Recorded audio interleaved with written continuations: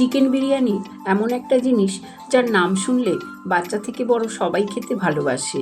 আমাদের বাড়িতে চিকেন বিরিয়ানি সবসময় চিকেন লেগ পিস দিয়েই করা হয়, যেহেতু আমার ছেলে মেয়ে এটা খেতে ভীষণ ভালোবাসে।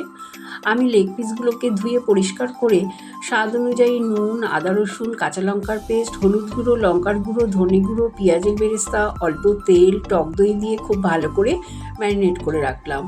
আমি একটা বিরিয়ানির মশলা তৈরি করে নিলাম। মশলাটা শুকনো খোলায় ভেজে গুঁড়ো করে নিলাম। আলু বড় বড় করে কেটে অল্প ভাপিয়ে নুন, হলুদ গুঁড়ো, লঙ্কার গুঁড়ো মাখিয়ে লাল লাল করে ভেজে তুলে নিলাম। কড়াইতে তেল আর ঘি গরম করে চিকেন লেগ পিসগুলোকে হালকা করে ভেজে তুলে নেব। তারপরে সব চিকেনগুলো তেলের মধ্যে দিয়ে যে বাদবাকি মশলাটা বেঁচেছিল সেই মশলাটা দিলাম, আর দিয়ে দিলাম কাশ্মীরি লাল লঙ্কার গুঁড়ো, বিরিয়ানির মশলা, অল্প চিনি দিয়ে খুব ভালো করে চিকেনটাকে কষিয়ে নিলাম যতক্ষণ না চিকেনটা গলে যাচ্ছে। ডিমও সেদ্ধ করে রেখেছি।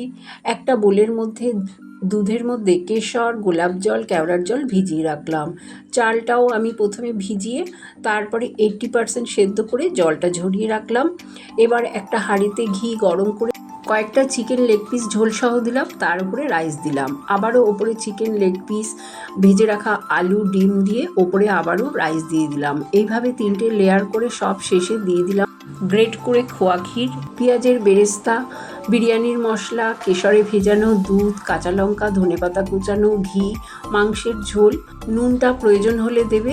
সব শেষে আলু বোখরা দিয়ে ঢাকা দিয়ে একটা তাওয়ার ওপর হাঁড়িটা বসিয়ে 30 থেকে 35 মিনিট দমে রেখে দিলাম। সুস্বাদু চিকেন বিরিয়ানি তৈরি।